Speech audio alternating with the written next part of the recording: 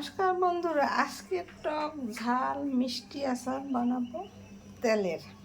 এখানে রসুন লাগবে, এই যে রোজগার মশলাটা, পাঁচফোড়ন, মশলা, শুকনো মরিচ, তেজপাতা, এখানে একটা মশলা করেছি আর এলাচের গুঁড়ি।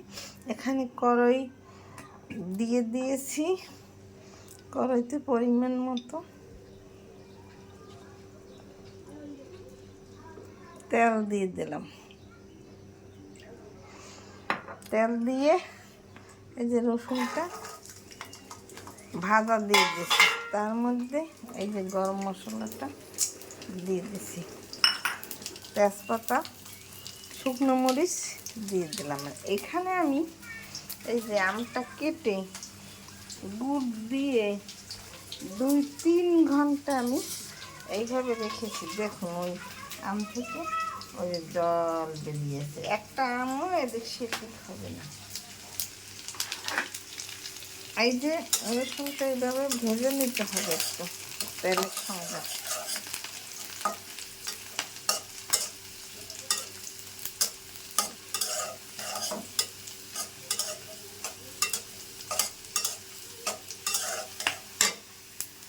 আর অল্প একটু তেল দেব,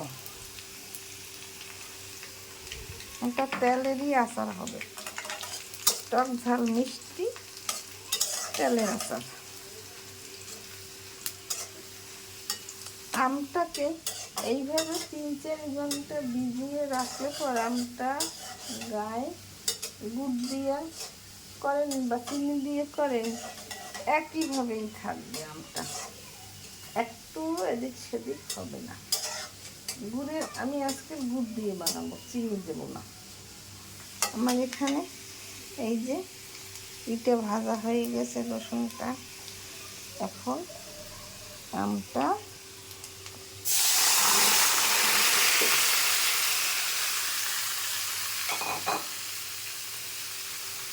এই যে ঢেলে দিলাম, দিয়ে কিছু সময় নাড়লেই তৈরি হয়ে যাবে।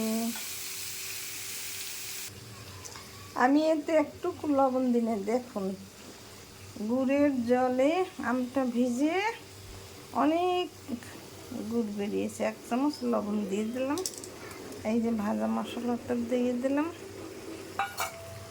আর একটু এলাচের গুঁড়ি এই যে দিয়ে দিলাম সামান্য। আর একটা মশলা করেছি,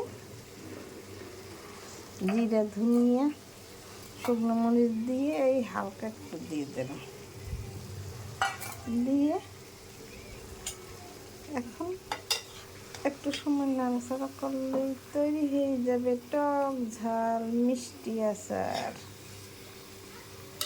দেখছেন, আম থেকে এরকম ভিজিয়ে রাখলে গুড় বা চিনি দিয়ে এরকম জল বেরিয়ে যায়।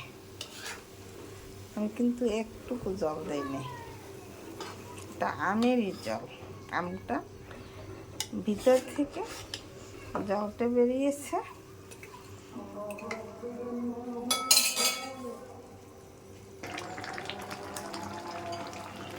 এই যে আমার আমলে আচার বানানো হয়ে গেছে, টক মিষ্টি আচার।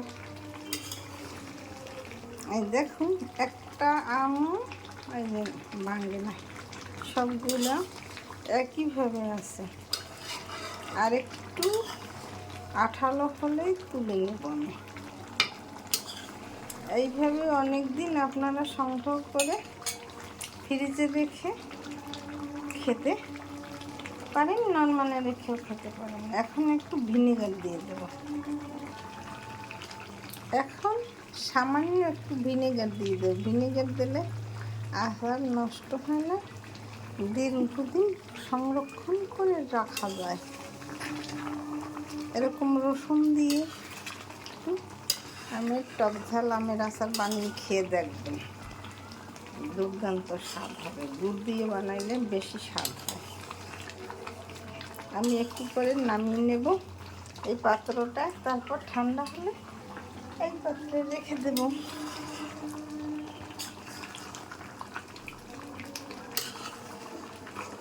আর অল্প একটু সময় লাগবে।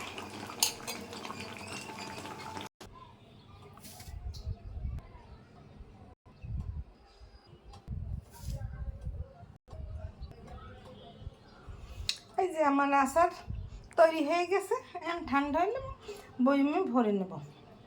দেখুন কত সুন্দর হয়েছে দেখতে, টক ঝাল মিষ্টি তেলের আচার, খেতে খুব দারুণ টেস্ট। এইভাবে আপনারা বানিয়ে একটু খেয়ে দেখবেন আমের আচার, খেতে সেই স্বাদ, মুখে লেগে থাকার মতো। না খেলে বুঝবেন কী করে। এরকম নতুন নতুন ভিডিও পেতে আমার চ্যানেলটিকে লাইক কমেন্ট শেয়ার দিয়ে পাশে থাকবেন। ধন্যবাদ, থ্যাংক ইউ। কার কার জিভে জল এসে গেছে আমের আচার দেখে? আমার তো এখনই এসে গেছে। তার তো আপনাদের একটু খেয়ে দেখি তো কেমন হয়েছে স্বাদ। সেই স্বাদ। আমার আমের আচার তৈরি হয়ে গেছে। এরকম নতুন নতুন ভিডিও পেতে আমার চ্যানেলটিকে লাইক কমেন্ট শেয়ার দিয়ে পাশে থাকবেন। ধন্যবাদ, থ্যাংক ইউ।